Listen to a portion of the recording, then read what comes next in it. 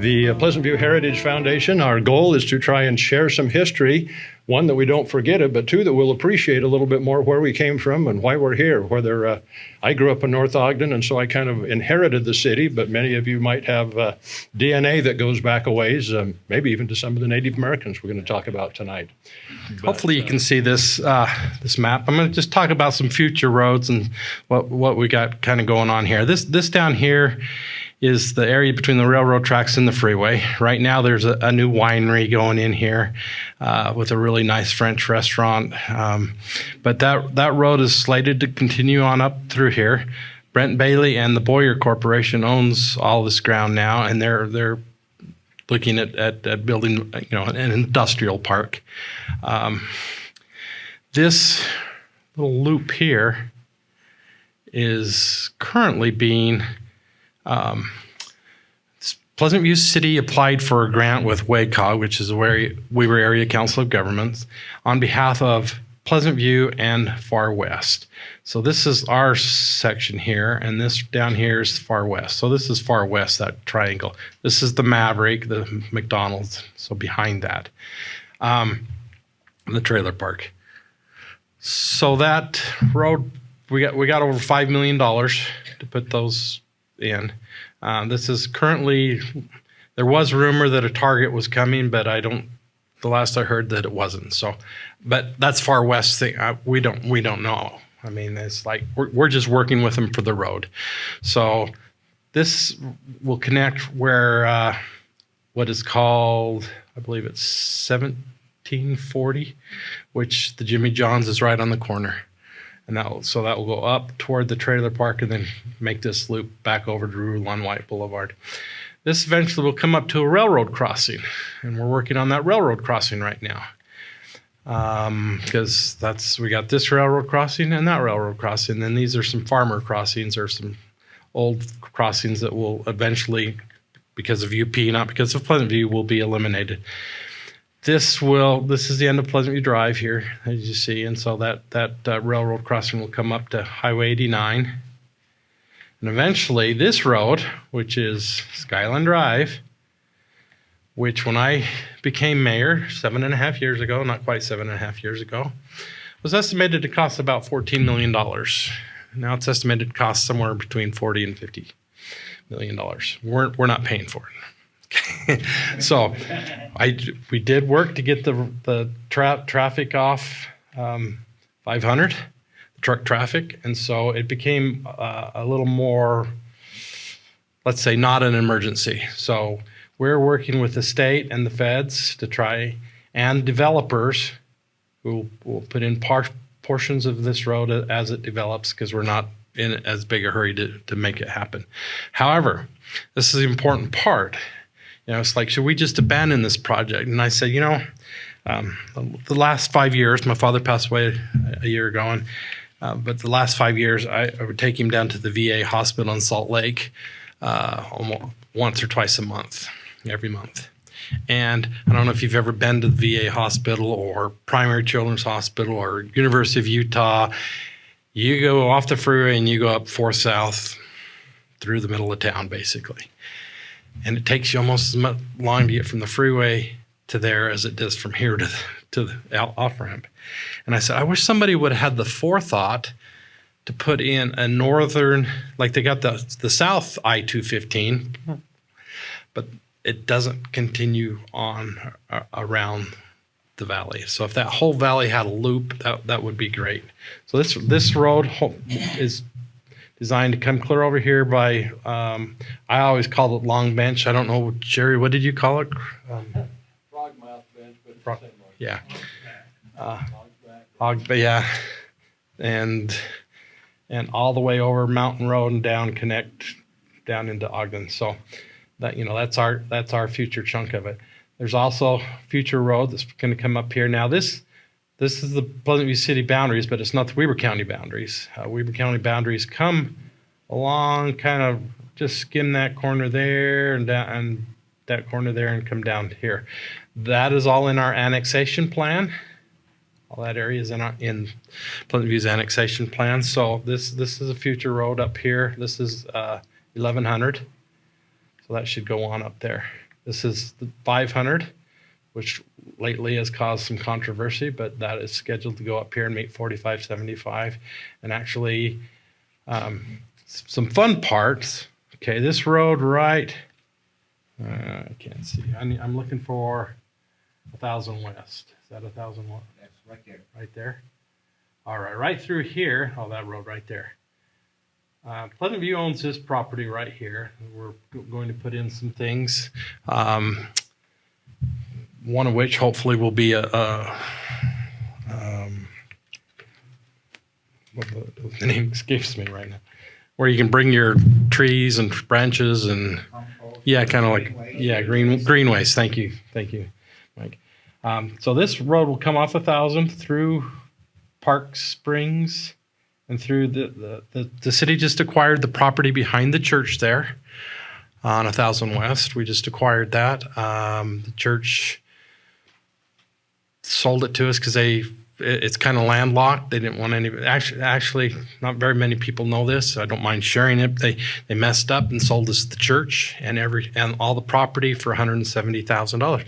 So it was really a good deal. I went down there to measure for drapes and asked the stake president when he was going to be out of my office. I didn't really, but we've rectified it and it's all good now. But we got the back piece and the piece north of it we've already owned. So that will be a cemetery. We're working to put Pleasant View Cemetery there. So that road will cut through the cemetery and go on down and meet Highway 89. Over here, right here, will be the busiest road in town. That's the location of the Chick-fil-A. We had our pre-con meeting with them today, so they're supposed to be starting in April. So yeah. That's the best news I can have. So most of these roads are all built out. The ones that are dashed, and this is in the city office anytime you want to look at it. The roads that are dashed are future roads. This road here, it never got put in like this. Okay, it is, and the reason why is everybody knows I've seen the Boyer Brent Bailey building, the big new warehouse down there.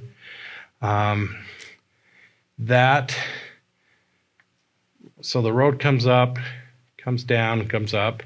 Over here is the city park or the multi-sports arena park, and city owns some property back here, and this is the stone field, and so that road does exist, and then it comes out here. I'm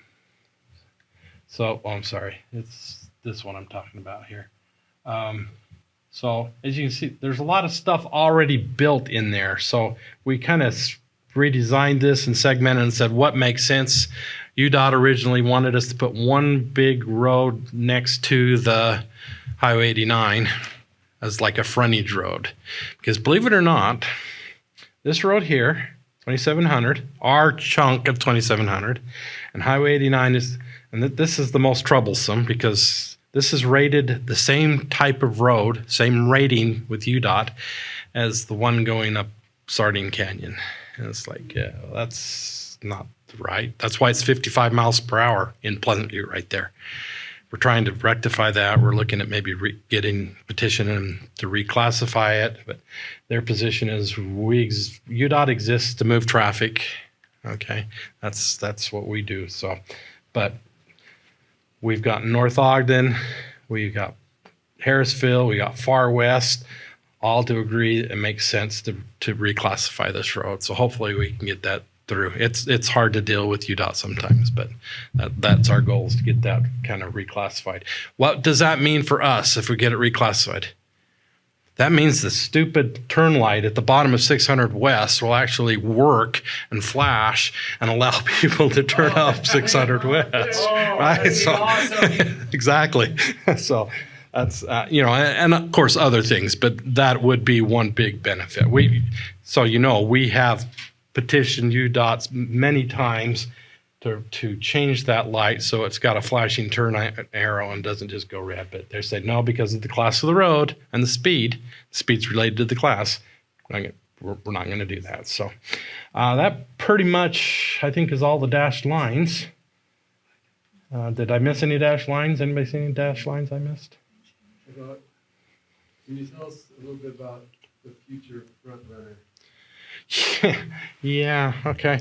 So, well, so I was the first 4 years I was mayor. I was on the advisory board for UTA, and they came and said, "Hey, we're working on we want to work on bringing Front Runner up to Brigham City." And I'm like, "You guys realize you got to go through Pleasant View to do that, you know?" And it's like, "Yeah, we're pretty much aware of that." And I said, "Well, you've given us no plans." So just 2 years ago, they brought some plans forward, and they're hoping WACOG approved money for a stop in BDO. So they're working right now on that, and they're buying property up here, which I think is a waste, because until you get the property bought down here, it makes zero sense. But okay, but any development that abuts the existing rail line has to go through UTA now to get their approval. That's a state law they just passed like last year. So we've been directing them there ever since I was on the advisory committee. So we've already been doing it. But the station, they told me 2030 maybe. I'm guessing I will not live to see that station back. And I hope to live long. My dad, like I said, passed away last year at 91, so I'm going to try to beat that. But anyway, it's one of those things. It's like, well, people ask me, why did they close it? And I'm like, well, they had like two riders because they only had a date, early morning and late at night stop.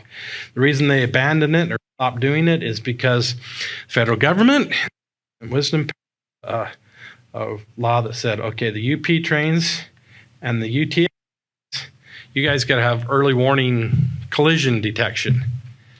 All right. So UP spent billions of dollars throughout the country equipping their trains, and UTA picked a whole different systems and not compatible to equip their trains. So they're not compatible, so they had to abandon the stop. And yeah, that's it. Don't ask me why. I have no idea. It was before I was even on the board. But anyway, I was on the council when we established that. I was mayor, and when they turned it off, and I went to him and said, hey, Pleasant View City paid $70,000 to upgrade that station. We want our money back, or we want all the lights and everything. Yeah, anyway. So after I was done pounding sand, I got myself appointed to the advisory board so I could make a bunch of noise. But anyway, that's pretty. Oh, I didn't cover this road right here. Okay, that is that this piece exists right now. It's 4575. That's just before the gate into Pull Patch, and it dead ends right here now. This road will meet it. If this ever develops, it's supposed to come on over and meet up here by Cottonwood and the top of 350, 325, whatever that other little road is right there. Cottonwood, of course, is kind of up in the corner of the city. This is where our water and all that is up here. And then it's supposed to, hopefully, because that's the level of Pine View right now. Hopefully we'll shoot across here, but Pine View doesn't have the water or the chairs to provide irrigate. That's why this hill isn't developed until somebody comes up with a method to provide the shares or the actual water. It's more important than just the shares. For secondary water, that's kind of why. But there is a road designed to come across there, so there will be multiple ways out of this area up here. And again, this area is all in our annexation plan, but again, water. Yeah, we don't have it. We can do sewer and storm sewer up here, but we can't do water. So, is there any idea or plan of continuing those roads over the top down into Willard rather than cutting down to 89 but going north and then down? we actually worked with, have met with Box Elder County Commission and their planners about coming off here and continuing on over. They were very interested in it. I haven't heard anything back from them. That was about a year and a half ago. We went up there and met with them and said, hey, do you guys want to look at this? And they, well, we'll get back with you. But That'd be kind But- of your round Yeah. connection. yeah, so That was a plan many years ago to go that way, and then because of the cost, we could never go that way, and we came with the idea of going back down to 89. Right. For truck traffic. Now, that's not important. no. But yeah, and that's why we went after we did away with the truck thing. We thought, well, let's go talk to Box Elder County and see what their plans are. And they basically said, well, we don't really have any plans right now. And I think that's kind of personally a little short-sighted, but because this very well at the cost of 30 to 50 million, and it'll probably be 80 million when it gets built. Yeah, the Marriott Group has got plans to develop that. But This down here, Yeah. yeah. So, Yeah. and that's a lot of it. So But then, like you say, the development brings the road. yeah, so that's what we're. North Ogden's doing the same thing. They're letting the development build their roads. So if there's no more questions, and I just want to thank you for the opportunity, but I also want to know, why didn't anybody else have to answer questions? Thank you. Thank you for attendance today.